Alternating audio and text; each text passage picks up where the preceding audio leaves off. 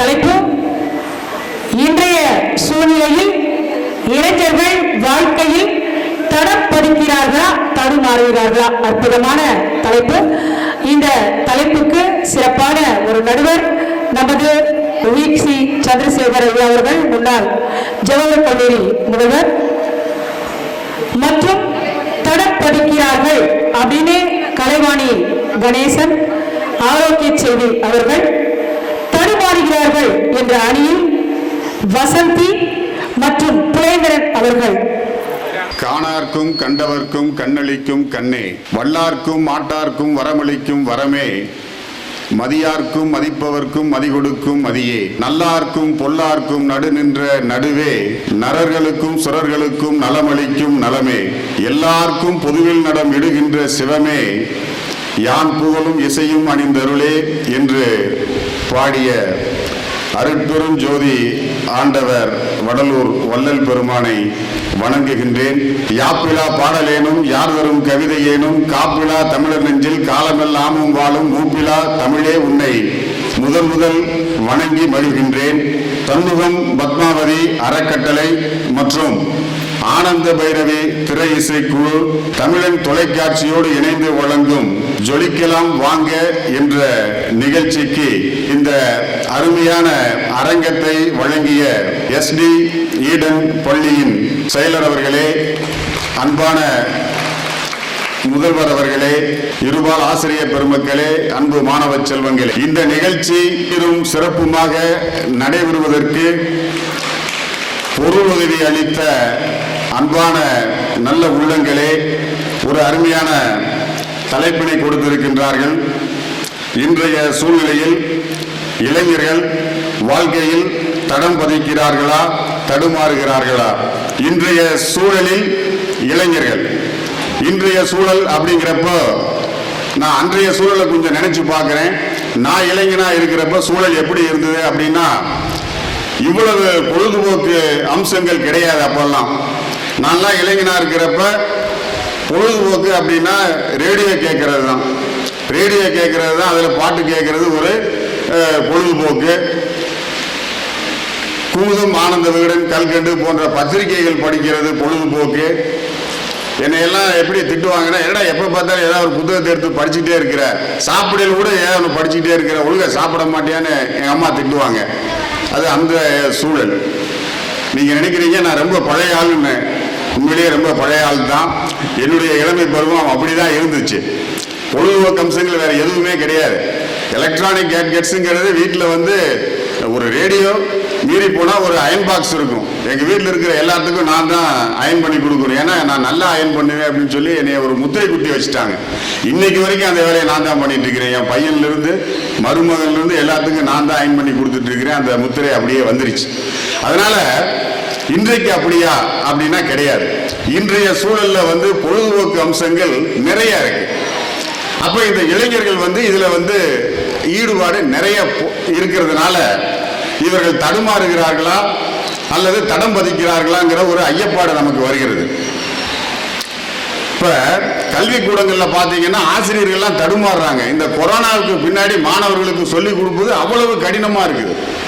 அவன் வந்து ஒரு 2 வருஷம் 1.5 வருஷம் கல்லூரிக்கு பள்ளிகளுக்கு வராமல் இருந்துட்டு திரும்பி வந்து அடுத்தடுத்து கிளாஸ் ஜம்ப் பண்ணி வந்துட்டானா அவனை படிக்க வைக்கிறது பெரும்பாடா இருக்கு.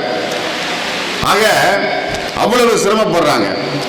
விவசாயிகளை எடுத்துக்கிட்டீங்க அப்படின்னு சொன்னா கூலி வேலைக்கு ஆளே கிடைக்க மாட்டேங்கிறாங்க. நல்ல விவசாய வேலை எல்லா வேலையும் செய்யக்கூடிய ஆள், எல்லா வேலையும் செஞ்சுதான் நான் வந்து ஒரு கல்லூரி முதல்வர் ஆகிற அளவுக்கு வளர்ந்து வந்தேன். ஆனா இன்றைய இளைஞர்களுக்கு விவசாய வேலையெல்லாம் தெரியுதா அப்படின்னா அது ஒரு கேள்விக்குறி. விவசாய வேலைகளுக்கெல்லாம் ஆள் கிடைப்பதே கிடையாது.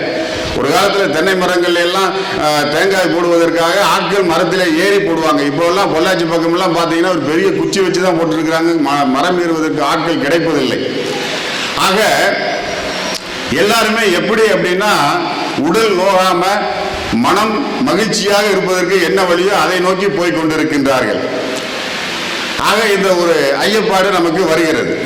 இன்றைய சூழலிலே இளைஞர்கள் எப்படி தடுமாறுகிறார்களா தடம் பதிக்கிறார்களா அப்படின்னு சொல்லி இன்னைக்கு வந்து பாத்தீங்கன்னா இங்க அற்புதமான நடனம் ஆடுனாங்க. நல்ல இளைஞர்கள்லாம் அந்த பெண்கள்லாம் நடனம் ஆடினப்ப பாக்குறப்ப அவ்வளவு நளினமா ஆடினாங்க. ஒரு சிறுமி கடைசியில் ஆடினவளுக்கு அவ்வளவு திறமை, உடலை அப்படியே ரப்பர் பந்து போல ரப்பர் மாதிரி வளைச்சு வளைச்சு பண்றப்ப எனக்கு ரொம்ப ஆச்சரியமா இருந்துச்சு. அப்ப அவங்க அப்பா அம்மாவெல்லாம் சரியா சேனலைஸ் பண்றப்ப அவங்க இந்த மாதிரியும் வர்றாங்க. ஆனால் சில இளைஞர்கள் எல்லாம் பார்த்தீங்கன்னா இன்னைக்கு வந்து ஐயப்பனுக்கு மாலை போடுறாங்க. அவங்களை பார்த்தாலே நமக்கு பயமா இருக்கு. அந்த துண்டு எடுத்து போட்டுக்கிட்டு நடக்கிற செயலை பார்த்தா உண்மையிலேயே ஐயப்பனே பயந்துருவாரோ அப்படிங்கிற மாதிரி தான் அவனுடைய நடைமுறை பாவனைகள் எல்லாமே இருக்கு. எல்லாமே வந்து ஒரு ஃபேஷன் மாதிரி ஆகிப்போச்சு. கோயிலுக்கு போறது அப்படிங்கிறது இப்போ நீங்க எல்லாம் பார்த்தீங்கன்னா கோயிலுக்கு போறது அவங்க உண்மையிலேயே கோயிலுக்கா போறாங்க. சில பேர் கோயிலுக்கு போறாங்க, சில பேர் கோயிலுக்கு போறவங்களை பார்க்கறதுக்காக போறாங்க. இந்த மாதிரி ஆகிப்போச்சு. ஆக இந்த இளைஞர்களுடைய நோக்கம் என்ன அப்படின்னு பார்த்தா உயர்ந்த நோக்கத்திலே அவர்கள் நடைபோட்டு கொண்டு இருக்கிறார்களாங்கிறது அது ஒரு கேள்விக்குறி. கொஞ்சம் பேர் அப்படியே இருக்கிறாங்க, கொஞ்சம் பேர் வந்து தடுமாறி கொண்டு இருக்கிறார்கள். எனக்கு வந்து நேற்று வந்து பார்த்தீங்கன்னா ஒரு செய்தி, கடல்ல எனக்கு ரொம்ப தெரிஞ்ச பையன், அவன் 40 வயசு இருக்கும் பையன், 12வது படிக்கிறான். கடல் அலையில போய் சிக்கி போயிட்டான், ஆள் இறந்துட்டான். என்ன காரணம் அப்படின்னா அதுவே கடல்லையே அவ்வளவு தண்ணி இருக்கு. அந்த தண்ணியில இவன் தண்ணி போட்டுட்டு உள்ள போயிருக்கிறான். தண்ணி எல்லாம் ஒன்னா சேர்ந்துருச்சு. தேடுதுன்னு தேடி கடைசியில் கண்டுபிடிக்க முடியல, பிணமாகத்தான் எடுத்தார்கள். எங்க வீட்டுக்கெல்லாம் கேஸ் சிலிண்டர் போட்டுட்டு இருந்த அந்த பையன். ஆக அந்த சீரியஸ்னஸே அவங்களுக்கு தெரியல, வாழ்க்கையினுடைய சீரியஸ்னஸ் தெரியல. கடல் எல்லாம் முன்ன மாதிரி கிடையாது. நான்லாம் போய் கடல்ல குளிச்சிருக்கேன், அப்பெல்லாம் அது அமைதியா இருந்துச்சு. இப்ப எப்போ உள்வாங்கும், எப்போ உயரமா அலை எழும்பும் எதுவுமே தெரிய மாட்டேங்குது. அமைதியா இருக்கிற மாதிரி இருக்கு, இழுத்துட்டு போயிருது. ஆக இதெல்லாம் வந்து அவனுக்கு ஒரு எச்சரிக்கை உணர்வு இருக்கா அப்படின்னா அது ஒரு கேள்விக்குறி. பைக்ல போற இளைஞர்கள் எல்லாம் பார்த்தா எப்படி இவ்வளவு வேகமா போறானே. நான் கார்ல அப்படியே 10-20 கிலோமீட்டர்ல அப்படியே போயிட்டு ஏதாவது சைடு வாங்கி போயிட்டு இருக்கேன். எனக்கு ஓவர் டேக் பண்ணி 10-20 பேர் 100 கிலோமீட்டர் ஸ்பீட்ல போயிட்டு இருக்கேன். அவனுக்கு ஒரு சின்ன ஃப்ரண்ட் வீல் போனா போதும், அவன் பாட்டுக்குள்ள போறான். பைக்ல வந்து ஒருத்தர் வந்து 250 கிலோமீட்டர் வேகத்துல பைக் ஓட்டுறாரு. அவர் ஒரு யூடியூப் சேனல் வச்சு அதெல்லாம் எடுத்து போடுறாரு. அவனுக்கு லட்சக்கணக்கான கோடிக்கணக்கான பேர் ஃபாலோவர்ஸா இருக்கிறான். அதே பூரா வீட்டில் இருக்கிற அப்பா அம்மாவை தொல்லை பண்ணி எனக்கு அதுக்கு அதுபோல பைக்கை வாங்கி கொடுங்கன்னு சொல்லி பைக்கை வாங்கி அவன் வந்து எத்தனை பேர் அந்த விபத்தினால இறந்து போறாங்க. இதுவும் நடந்துகிட்டு இருக்கு. பள்ளிக்கூடத்துக்கு போற மாணவர்கள் எத்தனை பேர் பைக்ல போறாங்க. அவங்களுக்கெல்லாம் லைசன்ஸே கிடையாது, ஆனா பேரண்ட்ஸே வாங்கி கொடுக்குறாங்க. ஆக இந்த இளைஞர்கள் வந்து பேரண்ட்ஸுக்கு வந்து அவங்க வந்து பயப்படுறாங்களான்னா அதுவும் கேள்விக்குறியா இருக்கு. நானெல்லாம் வந்து அப்பா அப்படின்னு ஒரு கான்வர்சேஷன் ஃப்ரீயா பேசினதே கிடையாது. இன்னைக்கெல்லாம் என் பையன் வந்து என் தோல் மேல தான் கை போட்டு பேசுறான். எங்க அப்பாவெல்லாம் போயிட்டு கிட்ட எல்லாம் போய் உள்ள நுழையவே ஒரு செருப்பு இருந்தா அப்படியே அமைதியாயிரும். ஓ, அப்பா உள்ள இருக்காரு. இன்றைய சூழ்நிலையில அதெல்லாம் பார்க்க முடியாது. அதனால ஒரு வயசானவர் தான் நடுவராக இருந்தா நல்லா இருக்கும்னு என்னை போட்டிருக்காங்கன்னு நினைக்கிறேன். நல்ல ஒரு தலைப்பு. இப்ப அணி பேச்சாளர்கள் பேசுறதுக்கு பின்னாடி இதுக்கு நம்ம ஒரு முடிவுக்கு வருவோம். இன்றைய சூழலில் இளைஞர்கள் வாழ்வில் தடம் பதிக்கிறார்கள் என்று பேசுவதற்காக முனைவர் கலைவாணி கணேசன் அவர்கள். என் தாய் தமிழுக்கும் என்னை பெற்றெடுத்த தாய்க்கும் முதற்கண் வணக்கத்தை தெரிவித்துக் கொண்டு, சண்முகம் பத்மாவதி அறக்கட்டளை ஆனந்த பைரவி இசைக்குழு இணைந்து ஜொலிக்கலாம் வாங்க பொங்கல் விழாவை இனிமையாக நடத்தி வந்திருக்கும் சிறப்பு விருந்தினர் அனைவருக்கும், பார்வையாளர் அனைவருக்கும் என் முதற்கண் வணக்கத்தை தெரிவித்துக் கொள்கிறேன். இன்றைய காலத்தில் இளைஞர்கள் தடம் பதிக்கிறார்கள் தான் நடுவர்கள் அவர்களே. ஏனென்றால் பார்த்தீங்கன்னா நம்ம அந்த காலத்தில் பார்த்தீங்கன்னா பள்ளிக்கு அனுப்பிடுவாங்க அம்மா அப்பா, ஸ்கூலுக்கு போக சட்டை எடுத்து பையில வச்சுட்டு போயிட்டே இருப்பாங்க பிள்ளைங்க.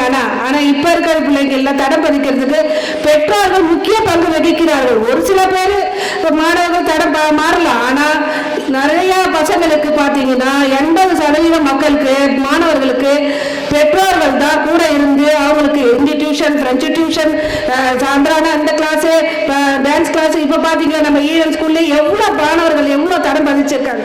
இதுவே ஒரு எடுத்துக்காட்டு தான். இதுக்கு முக்கியமானவர் பெற்றோர்கள், ஆசிரியர்கள், இந்த பள்ளியும் தான். இந்த பள்ளியில எவ்வளவு பசங்க, இதுதான் முதல்ல எடுத்துக்காட்டாவே நான் சொல்ல விரும்புவேன். ஏன்னா ஒவ்வொரு பசங்களும் டான்ஸ் ஆடும் போது அந்த ஒரு குரூப்பே சேர்ந்து டீச்சர்ஸுங்களும் அவங்க பேரண்ட்ஸுங்களும் அவ்வளோ ஒரு ஆர்வமா என்கரேஜ் பண்ணி முடியும் செய்யி.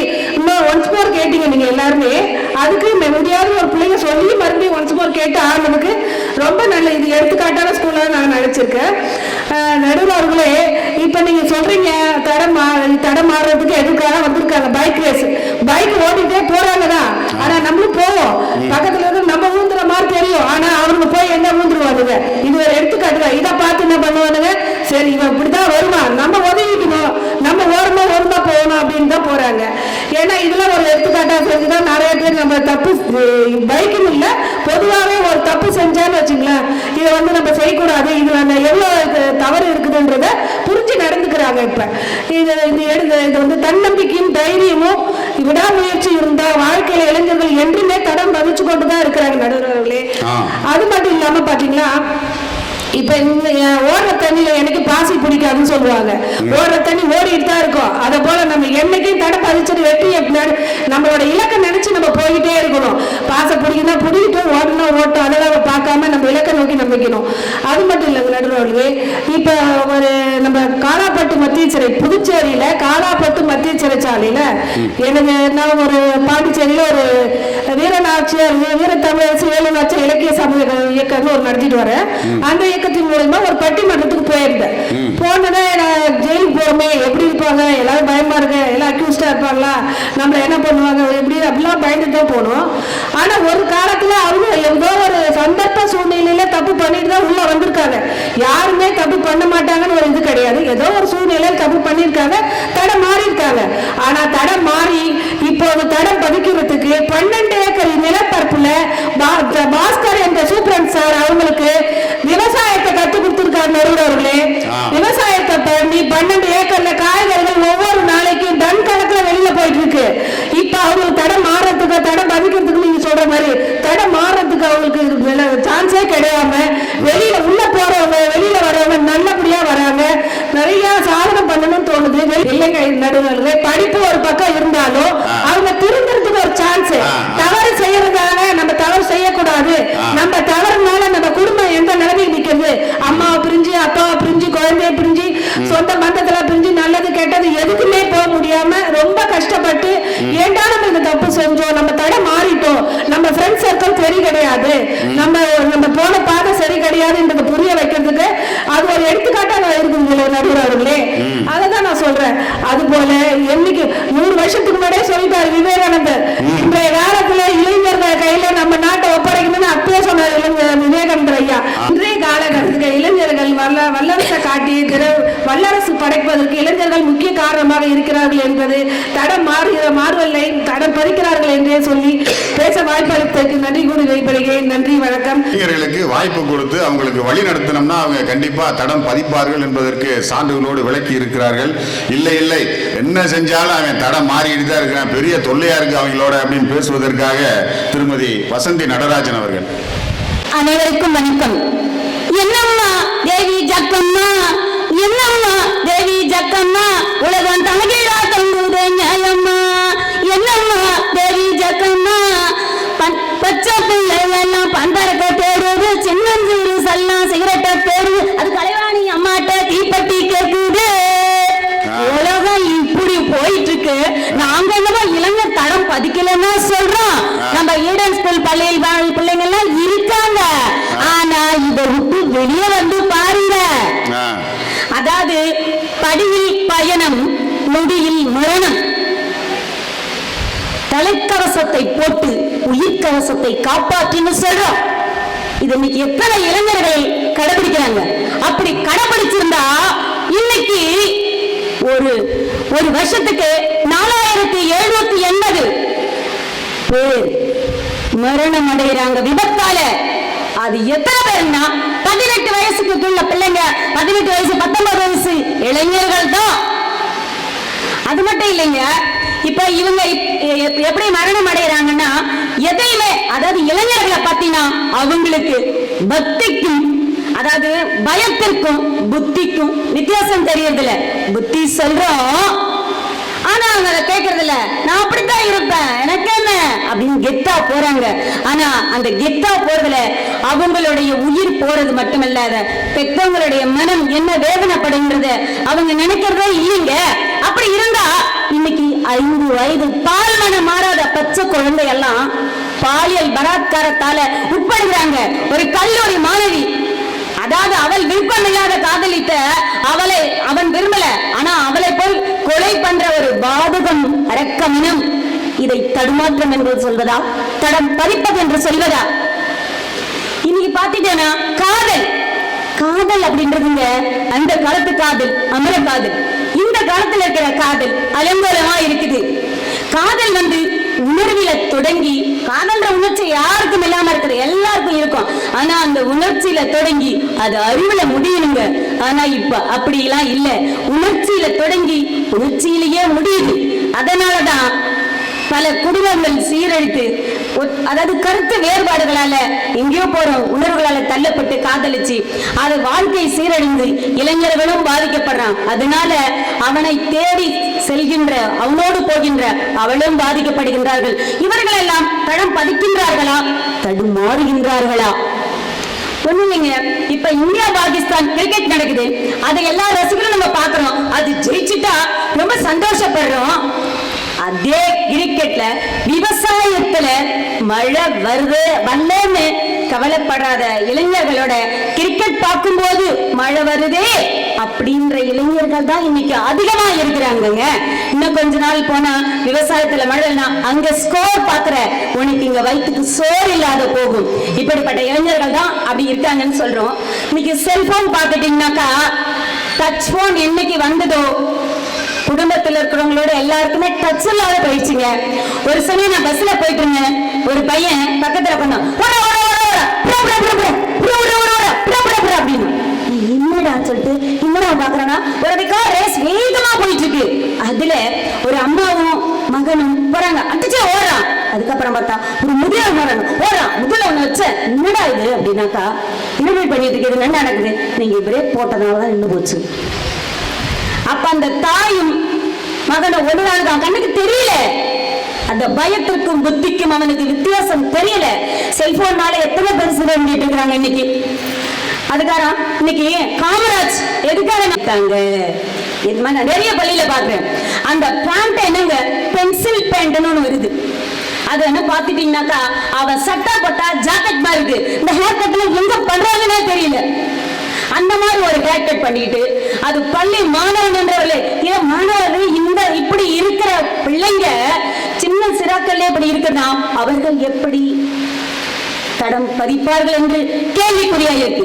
இளைஞர்கள் தடம் பதிக்க வேண்டும் என்றுதான் எனக்கு ஆசை. ஆனாலும் இன்றைய சூழலில் இளைஞர்கள் வந்து தடுமாறிக்கொண்டிருக்கின்றார்கள் என்று கூறி எனக்கு பேச வாய்த்த அனைத்து நல்ல உள்ளங்களுக்கும் நன்றி கூறுகிறேன். உண்மையை நேசிப்போம், உழைப்பை சுவாசிப்போம், பலனை பகிர்ந்தளிப்போம். வருகின்ற குடியரசு தினத்துக்கு என்னுடைய நல்வாழ்த்துக்களை தெரிவித்துக் கொண்டு நன்றி கூறுகிறேன். நன்றி. சட்டையா போடுறான், சட்டை போட்டிருந்தா ஜாக்கெட் மாதிரி இருக்கு அப்படின்னு பேண்ட்டை சொல்லாம விட்டாங்க. பேண்ட் போட்டிருக்கேன், ஆஃப் ட்ரௌசர் மாதிரி இருக்கு. அது அப்படியே மேலே இழுத்து விட்டு முழங்கால் வரைக்கும் இழுத்து விட்டுட்டு தான் போகிறான். லெகின்ஸை பற்றி சொன்னாங்க. என்னோட மனைவி வந்து துணி கடையில் போய் துணியெல்லாம் பார்த்துட்டு இருக்கிறப்ப லெகின்ஸை பார்த்துட்டு, ஏங்க இதை நான் ஒன்று எடுத்துக்கிட்டுமா அப்படின்னு கேட்டாங்க. நான் ரிட்டையர் ஆகிட்டேன், அவங்க தான் சம்பாரிச்சிட்டு இருக்கிறாங்க, முடியாதுன்னு சொல்ல முடியுமா, சரிம்மா எடுத்துக்க அப்படின்னு சொல்லிட்டு எடுத்துக்க சொன்னாங்க. அப்புறம் வந்து பார்த்தா இப்போ அதை போட்டுட்டு அவங்க வந்து வாக்கிங் போகிறதுக்கு இதுதாங்க ரொம்ப நல்லா இருக்குது, இவ்வளோ நாள் இது எனக்கு தெரியாமல் போச்சு அப்படின்னு சொல்லிட்டு இப்போ திரும்ப போய் 2-3 லெகின்ஸ் எடுத்துகிட்டு வந்திருக்கிறாங்க. இதெல்லாம் வந்து இன்றைய சூழல் இந்த மாதிரி போய்கிட்டு இருக்கு. அதனால் நல்லா பேசியிருக்கிறாங்க.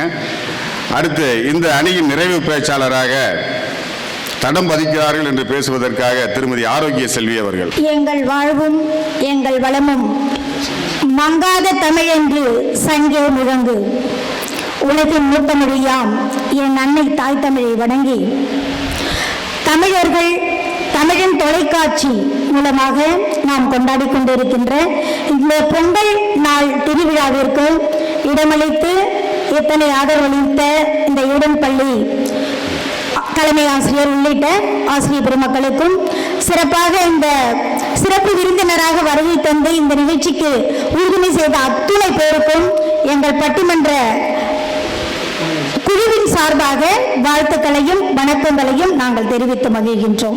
தோலை உயர்த்தி தூங்கி கொண்டிருக்கிற இந்த நாட்டை எழுப்புன்னு யார சொல்றாங்கன்னா இளைஞர்களை தான் சொல்றாங்க. நடுவர் அவர்களே, வானத்தில் இருப்பது ஸ்டார், எங்கள் இளைஞர்கள் என்னாலே சூப்பர் ஸ்டார். நடுவர் அவர்களே, பட்டாசுன்னா வெடிக்கும், எங்கள் இளைஞர்கள்னா எல்லாருக்குமே பிடிக்கும். நடுவர் அவர்களே, ஒரு படகு கரை சேரணும்னா அதுக்கு துடுப்பு ரொம்ப அவசியம். இந்த சமுதாயத்தை கரை சேர்க்கணும் அப்படின்னா இளைஞர்களுடைய துடிப்பு ரொம்ப அவசியம். நடுவர் அவர்களே, ஒரு முறை முன்னாள் ஜனாதிபதி எழுச்சி நாயகன் நமது அப்துல் கலாம் ஐயா அவர்களிடம் நிருபர் ஒருவர் சென்று கேட்டாராம், ஐயா ஒரு நாட்டுக்கு மிகப்பெரிய சொத்து என்ன அப்படின்னு சொல்லி கேட்டாராம். அதற்கு அப்துல் கலாம் ஐயா அவர்கள் மிக தெளிவாக அழகாக சொன்னாங்களாம், பொண்ணோ பொருளோ இல்லை, நிரந்தரமான சொத்து எது தெரியுமா? வீரத்தின் திறவுகோல், விவேகத்தின் இருப்பிடம், ஆற்றலின் வித்து, இன்றைய இளைஞர்கள் தான் இந்நாட்டின் சொத்து அப்படின்னு சொல்லி சொன்னாங்களாம்.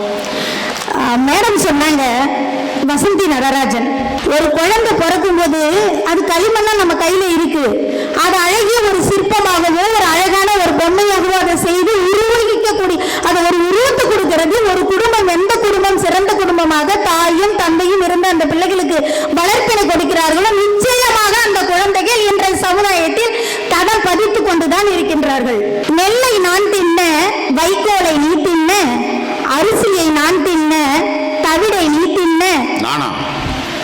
ஐயா கவிதை இல்ல நடுவர் அவர்களேன்னு சொல்லிட்டு நீங்க சொல்றீங்களே, நடுவர் அவர்களே எங்களுக்கு வந்துங்க, நடுவர் ஐயா உங்ககிட்ட எதுவா இருந்தாலும் உங்க பேரை சொன்னதுக்கு அப்புறம் தான் பேசுறதுக்கே வருங்க. அதனால சோறு நான் தின்ன, கழனி தண்ணி நீ குடிக்க, நான் வாழ நீ வாழ்ந்த, இப்போ நீ வாழ நான் போராடுறேன்னு அன்னைக்கு ஜல்லிக்கட்டுக்காக எங்களோட இளைஞர்கள்லாம் ஒரு மிகப்பெரிய பட்டாளமா நின்று இந்த ஜல்லிக்கட்டுக்காக போராடி இன்னைக்கு அந்த ஒரு உரிமையை நமக்கு நிலை நிறுத்தி இருக்கிறாங்கன்னா அவர்கள் பதித்த அந்த தடம் தான் இன்றைக்கும் பொங்கல் திருவிழாவே. நமக்கு பொங்கல் திருவிழாவே என்ன சிறப்புங்க நடுவரை அவர்களே? பொங்கல் சிறப்பு, பொங்கல்னாவே என்னங்க சிறப்பு? ஜல்லிக்கட்டு தான். எல்லாருக்குமே இதை நம்ம நம்ம பாரம்பரியம், நம்முடைய பண்பாடு, நம்முடைய கலாச்சாரம் இதைகளெல்லாம் விட்டுட்டு இன்னைக்கு நம்ம இளைஞர்கள் எத்தனையோ இடங்கள்ல தடம் பதிச்சுட்டு இருக்கிறாங்க. இலங்கையில திலீபன் அப்படிங்கிற ஒரு இளைஞர் இன்னைக்கு எத்தனையோ போராட்டங்கள் நடக்குது, உண்ணாவிரதம் நடக்குது. ஆனாலும் உண்மையாக உண்ணாமலே உயிரை துறந்த திலீபன் என்ற இளைஞன் இந்த நாட்டில் தடம் பதிக்கவில்லையா? தூத்துக்குடியில நடந்த கலவரம் எல்லாருக்கும் தெரியும் இல்லையா? அதுல 10ஆம் வகுப்பு தேர்வு எழுதி தேர்வு அந்த முடிவுக்காக காத்திருக்கிற ஒரு மாணவி களத்துல இறங்கி போராட வர அவளை சுட்டு கொண்டுட்டாங்க. அந்த குழந்தை கவிதை எழுதும் பழக்க உடையவள். அவ எழுதி வைக்கிற 10 நாட்களுக்கு முன்னாக தன்னோட அம்மாவுக்காக ஒரு கவிதை. நான் உறங்கும் பொழுதும், நான் உறங்கி விழித்த பின்பும், அம்மா உன் முகத்தை நான் காண வேண்டும், உன் முகத்தை காண நான் ஆசைப்படுகிறேன். ஏன் என்று கேட்டால் ஒருவேளை நான் உயிர் துறந்தால் இறுதியாக பார்த்த முகம் உன்னுடையதாக இருக்கும் என்று அந்த தாய் பாசத்தை அந்த குழந்தை எழுதி அவள் 10ஆம் வகுப்பிலேயே சென்று அந்த ஒரு போராட்ட களத்தில் இறங்கி தன் உயிரை மாய்த்துக் கொள்ள வேண்டிய அவசியம் இல்லைங்க நடுவரை அவர்களே. அவளுக்குள் இருந்த அந்த போராட்ட குணம், போராட்ட தைரியம், இன்னைக்கு எல்லா பிள்ளைகளும் ரொம்ப தைரியமா இருக்கிறாங்க. எதை எடுத்தாலும் மேடம் சொன்னாங்க, இன்னைக்கு இயற்கையை மக்கள் போற்ற பசங்களுக்கு எல்லாம் தெரியவே மாட்டேங்குது. இன்னைக்கு பாத்தீங்கன்னா மரக்கன்றுகள் நடுறதும் அதிகமா பசங்க தான். அந்த போட்டோ எடுக்கிறதுக்காக மரக்கன்றுகள் நடுறாங்க. எத்தனையோ இளைஞர்கள் ரத்த தானம் செய்கிறார்கள், எத்தனையோ விழிப்புணர்வை ஏற்படுத்துகிறார்கள். ஒரு மண்ணை காக்கணும்னாலும், மரத்தை காக்கணும்னாலும், மழையை பெறணும்னாலும் இதுக்கெல்லாம் மரக்கன்றுகள் நடணும் அப்படிங்கிற ஒரு உணர்வை தூண்டுகின்ற எத்தனையோ இளைஞர்கள் இன்னைக்கு தடம் பதித்து கொண்டுதான் இருக்கின்றார்கள். அண்ட்ரிக் வாட் என்ற ஒரு இளைஞர் திருமணத்துக்காக போறாங்க நடுவரையா அவர்களே. திருமணத்துக்கு போனா என்ன பண்ணுவாங்க? திருமணத்துக்கு செல்லும் பொழுது திருமணத்துக்கு செல்லும் பொழுது அவர் என்ன சொல்றாங்கன்னா, இங்க நீண்ட உணவெல்லாம் என்ன செய்ய போறீங்க அப்படின்னு சொல்லிட்டு அங்க இருந்தவங்களாம் நாங்க தூக்கி போட்டுருவோம்னு சொன்னாங்களாம். அப்ப அவர் என்ன செஞ்சாருன்னா, அந்த ஒற்றை ஒருவருடைய முயற்சியினால் குறைந்தது 45,000 உறுப்பினர்களை கொண்ட ஒரு குழுவை உருவாக்கி 85 லட்சம் மக்களுக்கு இன்னைக்கு அவர்கள் உணவளித்துக் கொண்டிருக்கின்றார்கள் என்றால், எங்கெல்லாம் திருமணம் நடைபெறுகின்றதோ, எங்கெல்லாம் விசேஷங்கள் நடைபெறுகின்றதோ, அப்ப உணவை வீணாக்க கூடாது. அந்த ஒரு சோத்தை உருவாக்குறதுக்கு விவசாயத்துல எத்தனை அந்த விவசாயியை கஷ்டப்படுறான், எத்தனை உழவர்கள் அதற்காக உழைக்கின்றார்கள் என்ற உணர்வை தூண்டும் வகையில் அந்த ஒரு இளைஞன். அடுத்தது தூத்துக்குடியில பாத்தீங்கன்னா அருண் பிரசாத்ங்கிற ஒரு இளைஞன் நிறைவாக கடலாம் ஐயா ஒரே நிமிடம் ஐயா. அந்த ஒரு இளைஞர் என்ன செய்யறாரு அப்படின்னா, தன்னுடைய சொந்த நிலத்தை 10 ஏக்கரில் கடல் ஆமைகளை வளர்த்து அதோடைய முட்டைகளை கொண்டு போயிட்டு கடல்ல செலுத்தி மீன்கள் உற்பத்தி ஆவதற்கு ஆமைகளும் ஒரு காரணம் என்பதை அறிந்து அவர் இன்னைக்கு பாத்தீங்கன்னா அந்த ஆமை சமுதாயத்தை உருவாக்குறதுக்காக அவர் போராடிட்டு இருக்காரு. மாரியப்பன் நமது தமிழகத்தின் தங்க மகன் தன்னுடைய படித்த பள்ளி, அரசு பள்ளி, அந்த பள்ளியினுடைய வளர்ச்சிக்காக 30 லட்சம் ரூபாயை தன்னுடைய ஒலிம்பிக் பந்தயத்தில் ஜெயித்து வந்த பணத்தை கொடுத்து உதவினார். இது போன்ற எண்ணற்ற செயல்களை இன்றும் இளைஞர்கள் தடம் பதிச்சுக்கிட்டு தான் இருக்கிறாங்க. நம்ம பிள்ளைங்களை நாம தான் ஊக்கப்படுத்தணும். ஓடும் வரைதான் ஆறு, சுற்றும் வரைதான் பூமி, சுடும் வரைதான் நெருப்பு.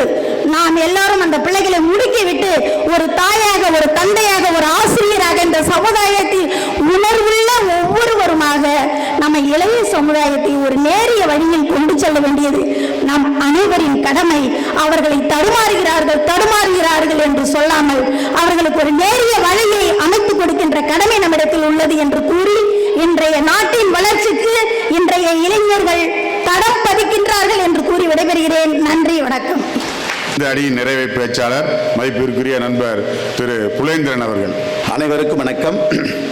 முகவெளிச்சம் புண்டகை, செடி கொடி வெளிச்சம் மலர்கள், மலை வெளிச்சம் வீழ் அருவி, கடல் வெளிச்சம் அலையின் நுரை, வடலூரின் கலை வெளிச்சம் இந்த ஈடன் பள்ளி. எங்களுக்கு வாய்ப்பளித்த இந்த ஈடன் பள்ளிக்கும் சண்முகம் பத்மாவதி அறக்கட்டளை சார்பாக உழைத்துக் கொண்டிருக்கும் நம்முடைய மேடம் தமிழ்ச்செல்வி அவர்களுக்கும், நடுவர் அவர்களே உங்களுக்கும், மிகச்சிறந்த பேச்சாளர்களுக்கும், பார்வையாளர்களே உங்களுக்கும் நன்றியை கூறி என் பேச்சு தொடங்குகிறேன். நான் நிறைய பேச போறதில்லை, நீங்க கை காட்டிட்டீங்க 5 நிமிஷம் தான் பேசுறேன்னு சொல்லிட்டு நான் இவங்க பேசுறவங்களுக்கு பதில் சொல்லிட்டு நான் வந்துடுறேன். முதல்ல வந்தாங்க முனைவர் கலைவாணி மேடம். பாவம், அவங்களுக்கு என்ன பிரச்சனைனா அவங்க போட்ட மேக்கப் குறைஞ்சிருமோன்னு சொல்லிட்டு மேடம் தமிழ்ச்செல்வி மேடம் சொல்லிட்டாங்க 3:30 மணிக்குன்னு சொல்லிட்டு அவங்க 2:30 மணிக்கே மேக்கப்ல இருந்து வெளில வந்துட்டாங்க. அங்க உட்காந்து தவிச்சுக்கிட்டு இருக்காங்க, எப்படா ஐயோ மேக்கப் போயிடும் போல இருக்கேன்னு சொல்லிட்டு. அவங்க வேதனை அவங்களுக்கு பாவம். அவங்க சொல்றாங்க, நான் ஜெயிலுக்கு பேசுவதற்கு போனேன், அங்கே இளைஞர்களை சந்தித்தேன், அங்க எப்படி தெரியுமா அவங்க விவசாயம் பண்றாங்க. ஜெயிலுக்கு போறாங்க அவன், அதாங்க இந்த பிரச்சனையே. நல்லா இருக்கிறவன், ஒழுக்கமா இருக்கிறவன் ஜெயிலுக்கு போவானா? அதைத்தான் நாங்கள் சொல்லிக் கொண்டிருக்கிறோம். இன்னொன்னு சொன்னாங்க பாருங்க, பைக் ஓட்டிக்கிட்டே போறான், பின்னாடி உள்ளவன் தப்பிச்சிடறான், முன்னாடி போய் மோதிக்கிறான் ஒத்துக்கிட்டாங்க அவங்க. ஆக இன்றைய இளைஞர்கள் தடம் பதிக்கிறார்கள் என்று எப்படி சொல்ல முடியும்? ரெண்டாவது வந்தாங்க மேடம் ஆரோக்கிய செல்வி, உன்னால் முடியும் தம்பி தம்பி அப்படின்னு சொன்ன ஒரு அந்த வரி பாடினாங்க பாருங்க. தூங்கி இருக்கும் நாட்டை எழுப்பு, ஏற்கனவே நாடே தூக்கிட்டு இருக்கு போல இருக்கு. இதுல அவன் எழுந்திருக்கு 9 மணிக்கு, இவன் எங்கிருந்து எழுப்ப போறான் நாட்டை? எனக்கு ரொம்ப கலக்கம் வந்துருச்சு. 9 மணி வரைக்கும் தூங்குற இவன் எழுந்து தூங்கி இருக்கிற நாட்டை எழுப்பணுமா? ஐயோ, நல்ல வேளை அவங்களே ஒத்துக்கிறாங்க. இந்த இளைஞர்கள் மிகவும் வேகமாக போய் கொண்டிருக்கிறார்கள். வேகமா போறதுதானே எங்களுக்கு பிரச்சனையே. வேகமா போவாத, நல்லமா நிதானமா போப்பா, அதைத்தான் சொல்லிட்டு இருக்கோம். நடுவர்களே, என்னை பொறுத்தவரையில் இளைஞர்கள் இங்கு எங்க இருக்கிறார்கள்? எங்க இருக்கிறாங்க? ஒவ்வொருத்தரும் தாடியை வச்சுக்கிட்டு, முடிய வச்சுக்கிட்டு, அடையாளமே தெரியல, யாருக்கு என்ன வயசு ஒன்னும் புரியல. நாங்க தேடிக்கிட்டு இருக்க இளைஞர்கள் அவர்களே. அந்த காலத்துல பாத்தீங்கன்னா நெஞ்சம் உண்டு, நேர்மை உண்டு, ஓடு ராஜா, நேரம் வரும் காத்திருந்து பாரு ராஜா, அஞ்சி வாழ்ந்தது போதும் ராஜா. அப்படியே பாருங்க, எம்ஜிஆர் சிவாஜி எல்லாம் பாத்தீங்கன்னா கதாநாயகன்னா மீசையை மட்டும் வச்சிருப்பாங்க, மீதி எல்லாம் அப்படியே மேக்கப் போட்டு அழகா இருப்பாங்க. இப்போ கதாநாயகன்னா தாடி வச்சிருக்கணும், அவன் தான் கதாநாயகன். அப்படி மாறி போச்சு. இளைஞர்கள் எங்கே இருக்கிறார்கள் இப்போ? இரண்டாவது நடுவர் அவர்களே, பள்ளிக்கூடம் குழந்தைகளை எதுக்கு பள்ளிக்கூடத்துக்கு அனுப்புறோம்? படிக்க வைக்கிறது. எதுக்காக படிக்கணும்? ஒழுங்கு வர்றதுக்கு. ஒழுங்கு ஏன் வரணும்? அவன் நல்லா வாழ்றதுக்காக. அவனை ஒழுங்குபடுத்த வேண்டும் என்றால் சிலை வடிக்க வேண்டும். மேடம் அழகா சொன்னாங்க. ஆமா, கல்லா இருந்தா செலவடிச்சா கம்முன்னு இருக்கும். இவன் கத்தி எடுத்துன்னு வரானே பள்ளிக்கூடத்துக்கு. இவங்க சொல்றாங்க இப்போ ஈடன் பள்ளி மாணவர்கள், ஐயோ அந்த பசங்களுக்கு விவரம் ஒன்றும் தெரியல, அதனால தான் அழகா ஆடிக்கிட்டு இருக்காங்க, அழகா பாடிட்டு இருக்காங்க. ஆனா சூப்பர். இந்த ஈடன் பள்ளியிலே முதல் ஒரு நாள், ஒரு சில ஆண்டுகளுக்கு முன்னாடி நான் சிறந்த ஒரு நிகழ்ச்சிக்காக என்னை பொறுப்பாக அழைத்திருந்தார்கள். சீஃப் கெஸ்டாக கூப்பிட்டு இருந்தாங்க. நான் அப்பவே பார்த்தேன், ஈடன் பள்ளி என்பது மிகச்சிறந்த அழகா பேசினார் ஒரு தலைவர் ஒருத்தர் வடலூர்ல. ஆனா அந்த பள்ளிக்கூடத்தில் இருக்கும் வரை அவன் ஒழுங்காக இருப்பான். அதன் பிறகு இளைஞனாக மாறும் பொழுது என்ன வாகிறான் என்பதுதானே கேள்வி. அவனை வடிக்கு கல்லா இருந்தா கம்முன்னு இருக்கிறான். ஆனா அவன் விளையாட்டம், நடுவர்களே விளையாட்டை மறந்துட்டான். விளையாட்டு பல காலத்துல பார்த்தா கோழி குண்டு விளையாட்டு, கோட்டி புல்லு விளையாட்டு, நிறைய விளையாட்டு இருக்கும். கோட்டி புல்ல மறந்துட்டான். ஆனா கையில செல்ல வச்சுக்கிட்டு இருக்கான். ஃபுல்லாவும் சுத்திக்கிட்டு இருக்கான், செல்லாவும் சுத்திக்கிட்டு இருக்கான். அந்த செல்லு இப்போ உலகத்துக்கு ஒரு பெரிய மல்லு அப்படின்னு நான் சொல்ல வரேன். உண்மையிலேயே அந்த செல்லு அவன் யூஸ் பண்ணுகிற மிகப்பெரிய ஒரு கருவி. 24 மணி நேரத்தில் 18 மணி நேரம் 20 மணி நேரம் அவன் யூஸ் பண்றது செல்ல தான். செல்ல தடவிக்கிட்டு இருக்கான். என்ன புண்ணியம்? அது சரியான பொருளாக இருந்தால், பயன்படுத்துகிற பொருளாக இருந்தால், எந்த கல்லூரியாவது எந்த பள்ளியாவது எல்லா மாணவனும் செல்லை எடுத்துக்கொண்டு வரலாம் என்று சொல்ல முடியுமா? அப்போ இன்றைய இளைஞன் பயன்படுத்துகிற பொருள் அவன் தடம் மாறுவதற்கு தான் பயன்பாடாக இருக்கிறதே தவிர அவன் தடம் பதிப்பான் என்று சொல்ல முடியும். ஒரு டீச்சர் அப்ப தான் கேட்கிறாங்க, ஏன்டா லீவ் போட்ட, ஏன்டா சொல்லாம லீவ் போட்ட? டீச்சர் நேற்று கூட தான் நீங்க லீவ் போட்டீங்க, என்கிட்ட சொல்லிட்டா லீவ் போட்டீங்க. இப்படி கேட்டுக்கிட்டு இருக்காங்க ஒருவர்களே. பள்ளிக்கு ஆசைகள் எல்லாம் பயந்து கொண்டு வர வேண்டிய காலம். மது விற்பனை சொல்லுவாங்க, தீபாவளிக்கு பொங்கலுக்கு மது விற்பனை இத்தனை கோடி, 500 கோடி 400 கோடி அப்படின்னு சொல்லுவாங்க. அதுல 30% இன்றைய இளைஞர்கள் சாப்பிட்டுக் கொண்டிருக்கிறார்கள் என்ற வரலாறை கேள்விப்பட்டு வேதனை அடைகிறது நமக்கு. நம்ம ஐயா உட்கார்ந்திருக்கார், நம்முடைய பேச்சு நகைச்சுவை பேச்சாளர். அவர் கருத்தையே சொல்றேன். பெட்டி கடை வைக்க கூட இன்னும் இளைஞர் லாக்கி இல்ல. ஒரு வயசுக்கு வந்த பிள்ளைய பெட்டி கடையில் உட்கார வச்சா கொஞ்ச நேரம் கழிச்சு பார்த்தா பொட்டி கடை இருக்காது, அந்த பொண்ணு இருக்காது. பையனை உட்கார வச்சா அந்த பையன் இருக்க மாட்டா, பொட்டி கடையில் எந்த பொருளும் இருக்காது. இப்படிப்பட்ட நிலைமை தான் இன்று இருந்து கொண்டிருக்கிறது. நான் இறுதியாக ஒன்றை மட்டும் சொல்லி முடித்துக் கொள்கிறேன். இன்று இளைஞர்கள் நேரத்தை வீணடித்துக் கொண்டிருக்கிறார்கள். நேரம் பொன் போன்றது அல்ல, உயிர் போன்றது, போனால் வராது. இப்படி பண்ற உயிர் போன்ற நேரத்தை வீணடித்துக் கொண்டிருக்கிறார்கள். பெற்றோர்களுக்கு கஷ்டம் கொடுத்துக் கொண்டிருக்கிறார்கள். காரணம், நம் பிள்ளைகள் அருமையாக வர வேண்டும் என்று பெற்றோர்கள் வேண்டி தவம் கிடக்கிறாங்க. அந்த காலத்து அம்மா எல்லாம் பார்ப்பாங்க, என் பிள்ளையும் படிக்க வேண்டாம், பிறம்படி படவ வேண்டாம், சல்லையாம் சுவடி தூக்கி சங்கட படவும் வேண்டாம், முள்ளெனு மாறி கொண்டு முறியில் எழுத வேண்டாம், பிள்ளை என்று இருந்தால் போதும் இந்த பெற்றவள் கழிக்க. அப்படி இருந்தாங்க அந்த காலத்து அம்மாலாம். ஆனா இப்போ என் பிள்ளை கலெக்டர் ஆகணும், இன்ஜினியர் ஆகணும், டாக்டர் ஆகணும் என்று தவம் கொண்டு கொடுக்கிறார்களே, அந்த தாய்மார்களுக்கு இந்த பிள்ளைகள் தடம் பதிக்க வேண்டும் என்று ஆசைதான். ஆனால் தடம் மாறிக்கொண்டிருக்கிறார்கள். அவர்களை சரி பண்ண வேண்டியது நம்முடைய கடமை என்று கூறி இத்துடன் எனக்கு வாய்ப்பளித்ததற்கு நன்றி கூறி விடைபெறுகிறேன். நன்றி, வணக்கம். இரு அணியினருமே தங்கள் அணிக்கு வாதங்களை நிறைவாக வைத்திருக்கிறார்கள். ஒரு 5 மணி துளிகளில் இந்த பட்டிமன்ற தீர்ப்பினை வழங்கி நிறைவு செய்கின்றேன். இன்றைய இளைஞர்கள் இன்றைய சூழலில் எப்படி இருக்கிறாங்க அப்படின்னு ஒரு கண்ணோட்டத்தில் பார்த்தோம்னா மதுவுக்கு அடிமையாக இருக்கிறார்கள் என்பது உண்மை.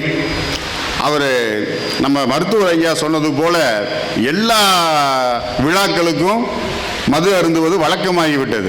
ஒரு காலத்தில் குடிகாரன் அப்படின்னு அவனை கேவலமாக சொல்லுவாங்க. ஆனால் இப்போ மது பிரியர்கள்னு மரியாதையாக சொல்கிற அளவுக்கு நம்ம மாறிட்டோம்.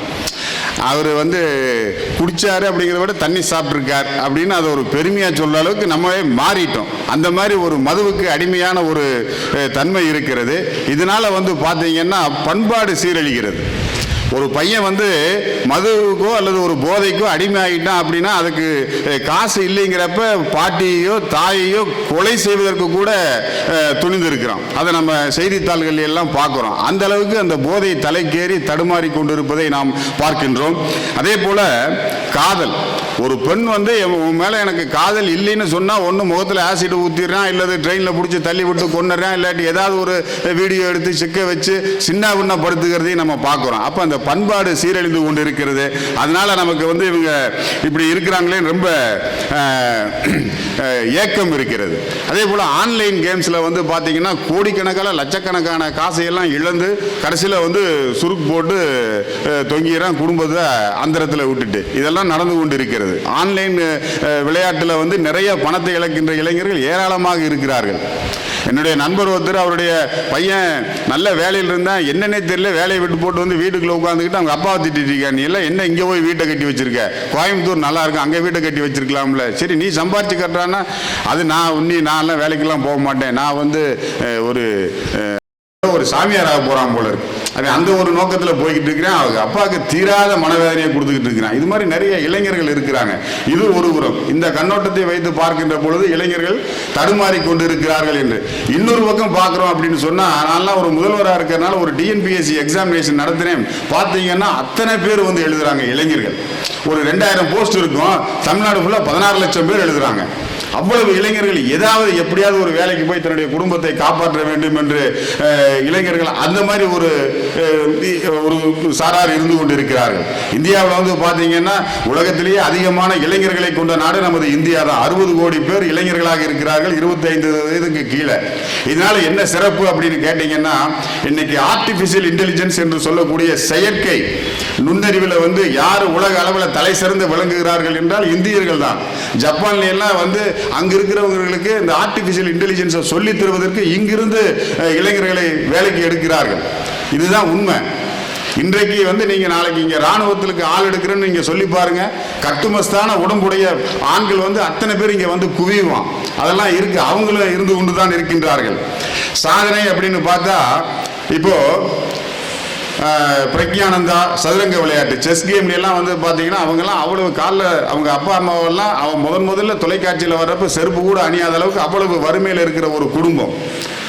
அண்ணன் தங்கச்சி 2 பேருமே சதுரங்க போட்டியில் உலக அளவில் வந்து அவங்க சாதிச்சிருக்கிறாங்க. வறுமையெல்லாம் அவங்களுக்கு ஒரு தடையாகவே இல்லை. அதே போல தான் குகேஷ் அவங்களும், அவங்க அப்பாவெல்லாம் டாக்டர், அம்மா ஏதோ வேலையில் இருக்கிறாங்க. அந்த வேலையெல்லாம் விட்டு போட்டு பையனுக்கு எவ்வளோ திறமை இருக்கு அப்படின்னு சொல்லிட்டு அவங்க கூடவே அவங்க பயணித்தாங்க. இன்னைக்கு வந்து உலக நம்பர் 1 சாம்பியனாக வர்றோம். ஆக சாதிக்கக்கூடிய இளைஞர்கள் நிறைய இருக்கிறாங்க. இந்த மாதிரி தடுமாறி கொண்டு இருக்கிறவர்கள் இருந்தாலும் கூட, நேற்று கூட வந்து ஆஸ்திரேலியா கூட இந்தியா தோத்து போச்சு, தோக்குற அளவுக்கு போயிட்டு இருக்குது. என்ன காரணம் அப்படின்னா இளைஞர்கள் இல்லைன்னு சொல்றாங்க. எல்லாம் இந்த சும்மா வயதானவர்களே போட்டீங்கன்னா பூரா போய் 2 ரன் 3 ரன் டக் அவுட் ஆகிட்டு வர்றான். இளைஞர்களுக்கு வாய்ப்பு கொடுங்க அப்படின்னு ஒரு குரல் எழும்புகிறது. ஆக அதிக இளைஞர்களை கொண்ட நாடு நமது இந்திய நாடு. அந்த இளைஞர்கள் வந்து ஒரு புறம் பார்க்கின்ற பொழுது அவர்கள் தடுமாறி கொண்டிருப்பது போல தோன்றினாலும் கூட உண்மையிலே மறைவாக செயல்படுகின்ற இளைஞர்கள் பலர் தடம் பதித்து தனது குடும்பத்தையும் தனது நாட்டையும் தலைநிமிரச் செய்து கொண்டிருக்கிறார்கள் என்று எனது தீர்ப்பை அளித்து, இதுகாரும் இந்த பட்டிமன்றத்தை செவிமடுத்த உங்கள் அனைவருக்கும் நமது மதிப்பிற்குரிய மோகனம் சுந்தரம் ஐயா அவர்கள் நினைத்திருந்தால் போய் ஏதோ ஒரு ஏசி அறையில் தங்கி இருக்கலாம். ஆனாலும் ஒரு பண்பாடு பாருங்க, எங்களது பட்டிமன்றத்தையும் அவர் இறுதி வரை இருந்து பார்த்தது ஒரு நல்ல பண்பாடு. அவரை நான் வணங்கி இந்த பட்டிமன்றத்தை நிறைவு செய்கின்றேன். நன்றி, வணக்கம். நகைச்சுவை நாயகரா ஐயா திரு மோகனம் சுந்தர் அவர்களை மேடைக்கு அழைக்கின்றேன். எஸ்டி ஈடன் மெட்ரிகுலேஷன் பள்ளியின் சண்முக பத்மாவதி அறக்கட்டளை மற்றும் எங்கள் அருமை சகோதரி கலைச்சுடர் தமிழ்ச்செல்வி அவர்களின் கூட்டு முயற்சியில் நடைபெறும் இந்த பொங்கல் சிறப்பு விழாவில் அமர்ந்திருக்கும் பள்ளியின் தாளாளர், முதல்வர், ஆசிரியர் பெருமக்கள், மாணவர்கள், பெரியோர்கள், இங்கே இந்த விழா சிறப்புற நடைபெற உதவி செய்து விளம்பரம் செய்த அனைத்து ஸ்பான்சர்கள் எல்லோருக்கும் என்னுடைய பணிவான வணக்கத்தை தெரிவித்துக் கொள்கிறேன். வணக்கம்னு சொன்னால் திருப்பி சொல்லணும், அப்படி இல்லைன்னா கை தட்டணும். இவ்வளோ நேரம் நான் பேசுறது காதில் விழுதுதா இல்லையான்னு எனக்கு ஒரு சந்தேகம் வருது. கை தட்டுறது கூட கொஞ்சம் பேர் தான் தட்டியிருக்கீங்க. இல்லை பரவாயில்ல, மீதி பேர் என்ன நினைக்கிறீங்க, நீ பேசு, தட்டுறதா வாடவான்னு நாங்கள் முடிவு பண்ணிக்கிறோம், எல்லாத்தையுமே நீங்களே கேட்டால் எப்படின்னு நினைக்கிறீங்க. கைத்தட்டுறது என்பது ஒருவரை வெறும் மகிழ்ச்சிப்படுத்துவதற்காக அல்ல, வாழ்க்கையில் முன்னேறுவதற்கு அது ஒரு வழி. யார் மற்றவர்களை பாராட்டுகிறார்களோ அவர்கள்தான் மற்றவர்களால் பாராட்டப்படுவார்கள். அதை ஞாபகம் வச்சுக்கோங்க. அவங்க ரொம்ப திறமையானவங்க. நான் அப்பப்போ அவங்ககிட்ட சொல்லுவேன், உங்கள் பேர் தமிழ்ச்செல்வின்றதுக்கு பதிலாக வெற்றி செல்வின்னு மாற்றிக்கங்கன்னு. எதை நினைக்கிறார்களோ அதை சரியாக செய்கிற ஒரு பெரிய வல்லமை அந்த சகோதரியிடம் உண்டு. இவரோட பாருங்க, ஸ்பான்சர் எல்லாரையும் கூப்பிட்டு ஷால் போட்டாங்க, பேச்சாளருக்கு ஷால் போட்டாங்க, எனக்கு ஷால் போட்டாங்க. ஒரு அமைப்பாளர்னால் அப்படி தான் இருக்கணும். சில ஊரில் அமைப்பாளர் நம்ம பயமுத்தி சாவச்சிருவாங்க. ஆமாங்க, 2 மாதம் முன்னால் ராஜபாளையம் போயிருந்தேன். மாலைகள்லாம் ஒன்றும் போடல, சால்வை போடுவாங்கன்னு நினச்சேன், அதுவும் போடல. நான் பேசி முடிக்கிறேன், அமைப்பாளர் வந்தார். வந்து என்ன பண்ணாருங்க, தோளில் ஒரு விபூதி பை மாதிரி ஒன்று வச்சுருந்தார். அது உள்ளே இப்படி இப்படி கை விட்டு ஒரு மாலை எடுத்து என்ன பண்ணார், உங்கள் அனைவரின் சார்பில் மோகன சுந்தரம் அவர்களுக்கு இந்த கருங்காலி மாலையை அணிவிக்கிறேன் அப்படின்னு சொல்லிட்டு மைக்கிலேயே சொல்கிறாரு, சார் கட்டிடாதீங்க, எங்கேயோ போயிடுவீங்க, குளிக்கும்போது கூட கட்டாதீங்கன்னாரு, எங்கேயோ போயிடுவீங்கன்னு. இந்த எங்கேயோ போயிடுவீங்கன்னு சொன்னார்ல, ஆக்சுவலாக பார்த்தீங்கன்னா ட்ரெயின் மிஸ் பண்ணிட்டேன். லேட் ஆகி ட்ரெயின் மிஸ் பண்ணி நொந்து ராஜபாளையத்துலேருந்து ஒரு தகர டப்பா சைஸில் ஒரு பஸ்ஸில் ஏறி மதுரை வந்து, மதுரையில் மாட்டு தாவானியில் தெரியாதனமாக ஒரு பஸ்ஸில் ஏறி சென்னைக்கு டிக்கெட் வாங்கி, இப்போ சென்னை பஸ்ஸில் இருந்தால் கிளாம்பாக்கம்னு இந்த திருச்சிக்கு பக்கத்தில் ஒன்று இருக்குது, அங்கே இறங்கி அந்த கிளாம்பாக்கத்துலேருந்து உண்மையான சென்னைக்கு போகிறதுக்கு 1000 ரூபா செலவு பண்ணேன். எவனும் வரல விடிய காலையில். அவ்வளோ செலவு பண்ணி போய் எரிச்சல் ஆகிட்டேன். அந்த மாலையை பார்த்தாலும் பிபி ஏறுது. எங்கேயோ போயிடுவீங்கன்னு. ஆக்சுவலாக எங்கெங்கேயோ போயிட்டு வந்தேன். சென்னைக்கு வர்றவன் இது இல்லைங்க.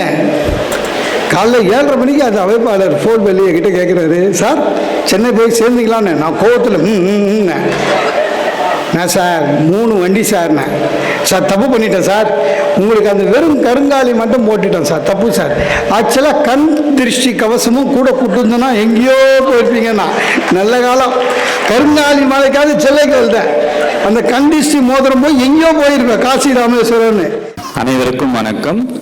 முதலில் நம் இல்லத்திலும் உள்ளத்திலும் வெற்றி நடை போடும் தமிழன் தொலைக்காட்சிக்கு இந்த நல்ல வாய்ப்புக்காக நன்றி கூறிக்கொள்கிறேன். மேலும் மாநில அளவில் சிறப்பிடம் பெற்ற 41 ஆண்டுகளாக சிறப்பாக இயங்கி வரும் நம் எஸ்டிஎன் பள்ளி வளாகத்தில் இத்தகைய பெருமைமிகு நிகழ்ச்சி நடத்தி கொடுத்தமைக்காக நிகழ்ச்சி ஒருங்கிணைப்பாளருக்கு நன்றி கூறிக்கொள்கிறேன். அவங்க பார்த்தீங்கன்னா ரொம்ப ஒரு அமைதியாக இன்முகத்தோடு இருப்பாங்க. ஆனால் ஒரு பெண்மணியாக இவ்வளோ சிறப்பாக நிகழ்ச்சிகளை நடத்தியிருக்காங்க.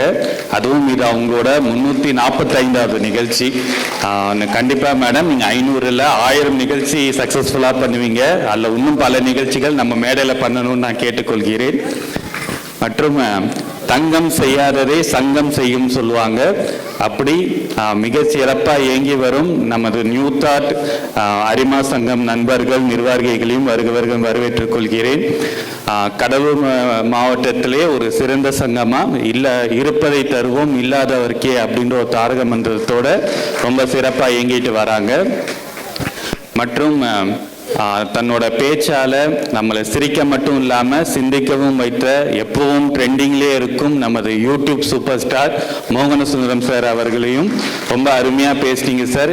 உங்களோட பேச்சை நான் பல வாட்டி பார்த்துருக்கேன். பார்க்குறப்பலாம் நம்ம பள்ளிக்கு சார் எப்பயாச்சும் வரமாட்டாரான்னு ஒரு ஏக்கத்தோடு பார்த்துருக்கேன். இன்றைக்கி எங்களோட ஆசை நிறைவேறிருக்கு. ஸோ எங்கள் ஈடன் பள்ளி குடும்பத்தோட சார்பாக உங்களுக்கு நன்றி தெரிவிக்கிறோம். மற்றும் ரொம்ப சிறப்பாக பேசின நம்மளோட பட்டிமன்ற பேச்சாளர்கள் முனைவர் விகேசி சார், அவரோட பேசின அனைவருக்கும் எங்களோட நன்றி. ரொம்ப கருத்தாக ரொம்ப ஆக்கப்பூர்வமாக இருந்துச்சு. மற்றும் இங்கே பங்கேற்ற அனைத்து பிரபலங்கள் பேச்சாளர்கள் மற்றும் தங்களோட திறமையை இங்கே அரங்கேற்றியவர்கள் நம்ம மாணவ கண்மணிகள் அனைவருக்கும் ஒரு மிகப்பெரிய hats off and applause. And இந்த நிகழ்ச்சிக்கு உறுதுணையாக இருந்த எங்களோட ஸ்பான்சர்ஸ், ஏன்னா அவங்க இல்லாட்டி இந்த நிகழ்ச்சி நடந்திருக்காது. ஸோ அவங்களோட ஸ்பான்சர்ஸ் அனைவருக்கும் எங்களுடைய நன்றிகள். மற்றும் இறுதியாக எங்களோட அனைத்து முயற்சிகளுக்கும் ஒத்துழைப்பு தரும் எங்களுடைய வடலூர் மக்கள், அவங்களோட ஊக்கம் தான் இது எல்லாத்துக்குமே காரணம். ஊக்கம்ன்றது சாதாரணமாக அல்ல. ஊக்கப்படுத்துபவர்கள் ஊக்கப்படுத்தினால் ஊக்குவிற்பவன் கூட தேக்கு விற்பான் அப்படின்னு சொல்லுவாங்க. அந்த மாதிரி எல்லா முயற்சிக்கும் புதுமைக்கும் எப்போதுமே வரவேற்பு தர எங்கள் வடலூர் மக்களுக்கு எங்கள் பள்ளியோட சார்பாகவும் இந்த நிகழ்ச்சியோட சார்பாகவும் நான் நன்றியை தெரிவிச்சுக்கிறேன். மற்றும் இந்த நிகழ்வு மிக சிறப்பாக நடந்து முடிந்ததுக்கு இறைவனுக்கு நன்றி கூறி விடைபெறுகிறேன். நன்றி, வணக்கம். நிகழ்ச்சியை வழங்குபவர்கள் சென்னை மற்றும் பண்ருட்டி புகழ் ஆனந்த பைரவி திரை இசை குழு மற்றும் எஸ்டி ஈடன் மெட்ரிக் மேல்நிலைப் பள்ளி வடலூர். நிகழ்ச்சியை இணைந்து வழங்குபவர்கள் premier modern windows doors and furnitures Vadalur, TRM Shanthi furniture electronic showroom Vadalur, Sivam mobiles home appliances Vadalur, full proud dealer sale service and spares Indira Nagar, Sri jewellery Vadalur, Prima sweets and bakery Vadalur, JK electrical and home appliances Vadalur, Venkateswara timber traders Vadalur.